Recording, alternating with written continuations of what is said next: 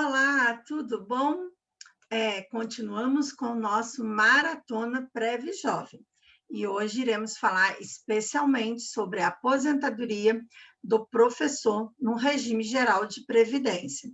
Para quem não assistiu os outros dias e ainda não me conhece, sou Alexandra Lacerda, professora de Direito Previdenciário no Monteiro e Lacerda Cursos Jurídicos e também advogada e especialista em previdenciário. Para a nossa aula de hoje, preparamos um material didático e quem tiver o interesse em adquirir o nosso e-book com todo esse material, basta ir até as nossas redes sociais, lá no Instagram, @previdenciando na prática, aonde você terá um link que poderá estar adquirindo o nosso e-book com todo o material do Maratona Prev Jovem. E para falar sobre a aposentadoria dos professores, não podemos deixar de falar da legislação anterior, uma vez que o princípio que rege o direito previdenciário é o tempo régio ato. Portanto, precisamos ter conhecimento das legislações anteriores. Lá no decreto 53.831 de 64, ele dizia que a ocupação, o cargo de professor em sala de aula era uma atividade penosa, por isso tinha direito à aposentadoria especial. E, portanto, se você pegar o decreto lá no anexo, lá no item 2.1.4, consta a ocupação de magistério como uma atividade especial por enquadramento. Com o advento da Constituição Federal em 88, na sua redação original, ela assegurou a aposentadoria por tempo de serviço, com uma renda mensal de 100% ao professor de qualquer nível, educação infantil, ensino fundamental, ensino médio e universitário, para aqueles que completassem 30 anos de contribuição os homens, e 25 anos de contribuição às mulheres. Ocorre que isso durou pouco. Logo em seguida veio a emenda número 20 da Constituição, aonde que a aposentadoria do professor passou a exigir a comprovação do efetivo exercício do magistério na educação infantil, ensino fundamental e ensino médio. Portanto, eles excluíram os professores universitários e continuou exigindo 30 anos de tempo de contribuição para o homem e 25 anos de contribuição para mulheres. Agora, em 2019, bem recente, passamos pela reforma da Previdência. E na reforma da Previdência, na emenda constitucional 103, ela alterou o artigo 201, parágrafo 8º, dizendo que o professor, além de comprovar o cargo efetivo do magistério em sala de aula para ensino de educação infantil, ensino fundamental e ensino médio, um professor, no dia da sua aposentadoria, deverá contar com uma idade mínima como requisito. Portanto, além dos 30 anos de contribuição ao homem e 25 anos de contribuição à mulher, ele terá que ter também o homem 60 anos de idade e a mulher 57 anos de idade. Nossa, Alexandra, mas piorou muito. Realmente piorou muito. E por isso, além disso, ainda modificou o cálculo da renda mensal inicial.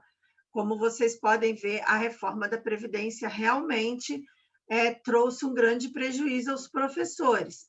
Modificou que antes o cálculo era a média de todo o tempo de contribuição, agora, além de ser, e descartava os 20% de salários menores, agora a média, além de ser integral de todo o tempo de contribuição desde 1994, ele faz essa média, pega 60% deste valor e aplica 2 pontos percentuais para cada ano trabalhado que exceder 20 anos o homem, 15 anos para a mulher. Realmente, a situação do professor ficou bem delicada. Lembrando que para aquelas pessoas que ingressarem no magistério a partir da emenda constitucional, quando ele for aposentar, ele pode aposentar com 25 anos na função de magistério, tanto para homem quanto para mulher, mas tem que ter 60 anos de idade o homem e 57 anos de idade a mulher. E fica aquela perguntinha: todos os educadores podem receber aposentadoria para os professores? Sim, os da educação infantil, os de ensino médio e de ensino fundamental. No caso do coordenador, e diretor e orientador pedagógico, desde que ele consiga comprovar que o seu trabalho foi unicamente em atividade relacionada ao magistério, e não só à administração. Esse ainda é um ponto bem polêmico que iremos discutir em outras aulas. Mas, como nós estamos falando da aposentadoria do professor, especificamente do regime geral de previdência, vamos falar um pouquinho que, com o advento da emenda constitucional 103, a modificação foi grande ao exigir a idade mínima dos professores. Portanto, a emenda ela garantiu uma regra de transição para os professores que estavam próximos a se aposentar. Mas nem tudo são flores. Vamos verificar. Temos hoje a regra de sistema de pontos. O que é o sistema de pontos? O sistema de pontos é o somatório do tempo de contribuição, ou seja, mulher 25 anos, o homem 30 anos, mais a idade que ele tenha no momento do pedido da aposentadoria. Somando este tempo mais a idade, agora em 2021, o homem precisa ter 93 pontos e a mulher 83 pontos. Ou seja, né, o homem ele tem que comprovar a idade, somar a idade com o tempo de contribuição, tá? Então, não basta ter, eu tenho 28 anos de tempo de contribuição, somando a minha idade, cheguei a 93 pontos. Eu posso aposentar? Não, não pode, porque você tem que ter completado os 30 anos de contribuição, no caso de homem, somando a sua idade, ou seja, 43 anos, você vai chegar aos 93 pontos, tá? Então, não tem como inverter essa situação, não. Lembrando que o cálculo do RMI, ela ficou com 60% do salário de benefício, né? Que é a média integral de todos os salários de contribuição a partir de julho de 94, com um acréscimo de 2 pontos percentuais para cada ano trabalhado, a partir de 20 anos o homem, de 20 anos o homem, 15 anos a mulher. A outra regra de transição dos professores é a de tempo de contribuição mais a idade mínima. O que eu preciso? 25 anos de tempo de contribuição mulher, 30 anos de tempo de contribuição o homem, no exercício do magistério, na educação infantil, ensino fundamental e ensino médio. Os homens precisam ter uma idade mínima de 57 anos e as mulheres de 52 anos agora em 2021. E, Alexandra, como que fica o cálculo do RMI deles? Lembrando que RMI é a renda mensal inicial que ele vai receber a partir do momento que ele aposentar. Será feito também 60% dos salários de benefício tirado da média integral de todos os salários desde julho de 1994 e acrescidos 2 pontos percentuais para cada ano trabalhado. A partir de 20 anos o homem, de 15 anos a mulher. Vejam que as regras de transições ainda são bem duras. Aliviam um pouco não ter que esperar a idade mínima de 60 anos para o homem e 57 para a mulher, mas, né, ainda são regras bem duras para quem esperava aposentar tem que completar uma idade. E ainda temos a regra de transição do pedágio de 100%. A regra de transição no pedágio de 100%, ela diz que o homem tem que ter 30 anos de tempo de contribuição e a mulher 25 anos de tempo de contribuição para cálculo de aposentadoria.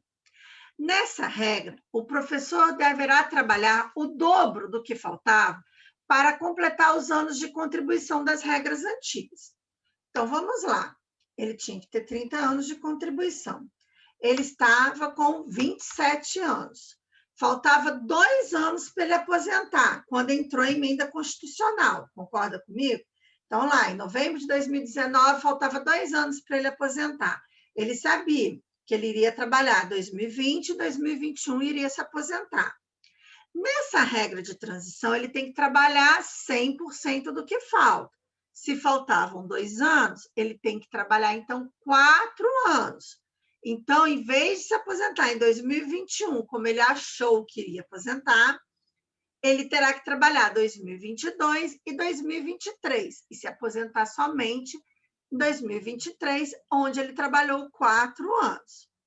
Presta muita atenção, que essa é a única regra de transição da aposentadoria do professor, que a média ela deverá ser realizada com base em todos os salários de contribuição, sem aplicação de qualquer coeficiente, como nas regras anteriores, ou seja, 60% da média mais 2 pontos percentuais. Então, nessa regra de transição, o professor pega 100% do cálculo de RMI dele. Aí é a importância de conhecermos as regras de transição. Porque se você prestar atenção, nessa última regra, de 100%, o professor que possui uma expectativa de atingir mais de uma regra, digamos que ele pode atingir essa de 100%, e pode também atingir essa da idade mínima. O que ocorre? Você vai fazer uma análise, um planejamento previdenciário para verificar o que é mais vantajoso para ele esperar para se aposentar. Digamos que a pessoa alcançou a regra da contribuição da idade mínima com esse cálculo de RMI de 60% do salário de benefício. E ele implementou esse requisito agora, tá? Em maio de 2021. Aí você fazendo uma análise dele, você verifica que ele alcança a regra do pedágio de 100% agora no final de 2021, em dezembro de 2021. Ora, se ele tiver condições de trabalhar até dezembro de 2021, é muito melhor você orientar o seu cliente a trabalhar mais 7 meses e aposentar com um salário melhor, ou seja, o melhor benefício. Por isso que é muito importante ter conhecimento de todas as regras de transição, para que você, como advogado, possa fazer uma análise detalhada da vida laboral do seu cliente, que é professor, e oferecer para ele o melhor benefício. Quais são as principais demandas relacionadas à aposentadoria do professor? Ou seja, os principais casos, os principais problemas, o que ocorre? Alexandre, a aposentadoria do professor é redondinha, está lá na carteira professor, eu vou fazer, verificar as regras, aquele se encaixa e pronto, ele aposenta. Nananina, não, tá? Temos que prestar atenção a algumas exigências que o INSS faz. Por exemplo, para você comprovar, lembra que eu falei lá atrás que tem que ter a comprovação, olha lá, quer ver? A comprovação, aqui, ó.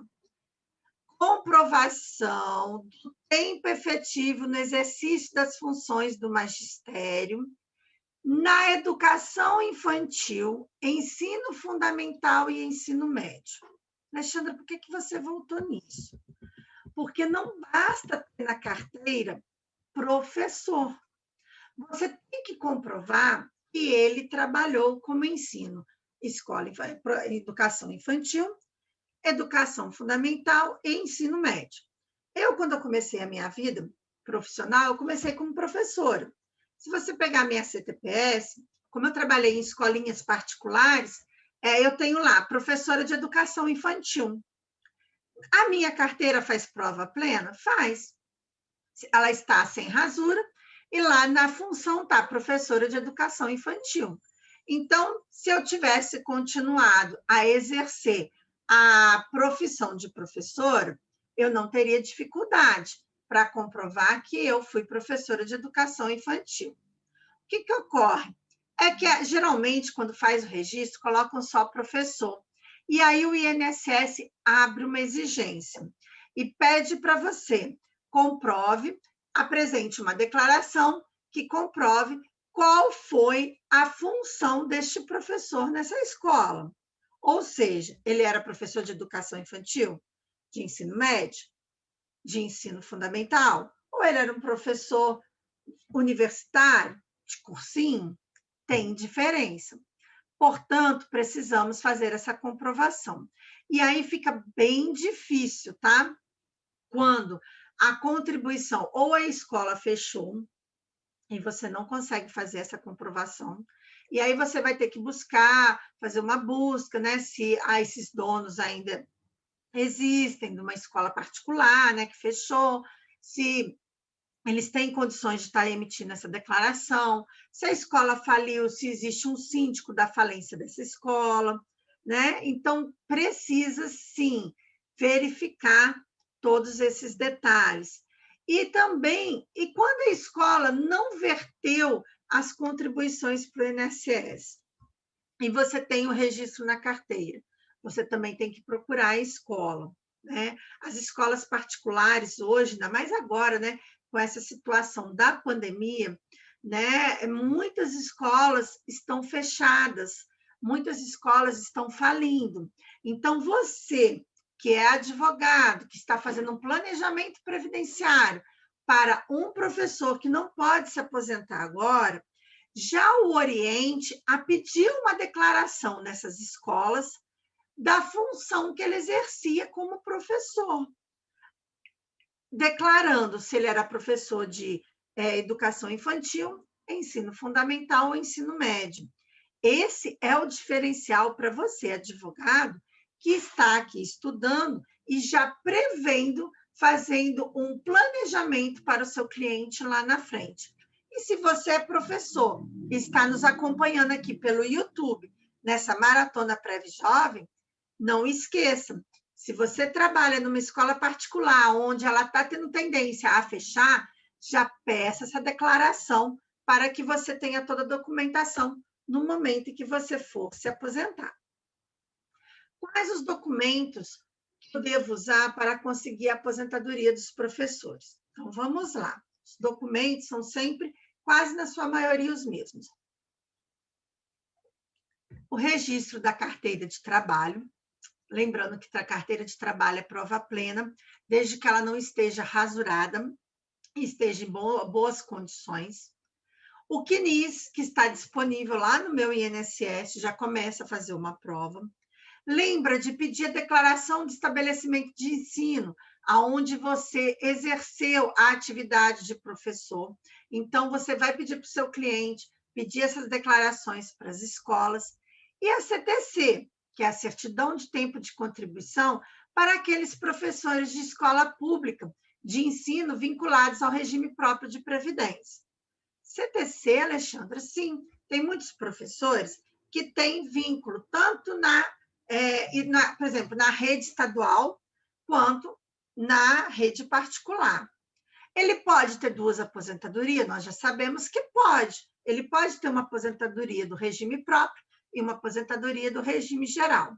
Quando o INSS visualiza que o seu cliente tem esses dois tipos de contribuição, ele vai te pedir uma CTC de não averbação do tempo para fins de aposentadoria. Digamos que seu cliente já aposentou no Estado. Então, ele precisa comprovar de que ele não utilizou os outros tempos lá no Estado para poder aposentar.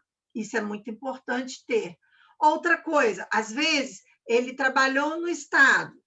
Estou falando Estado, mas pode ser prefeitura que tenha regime próprio, tá? Digamos que ele trabalhou lá no regime próprio.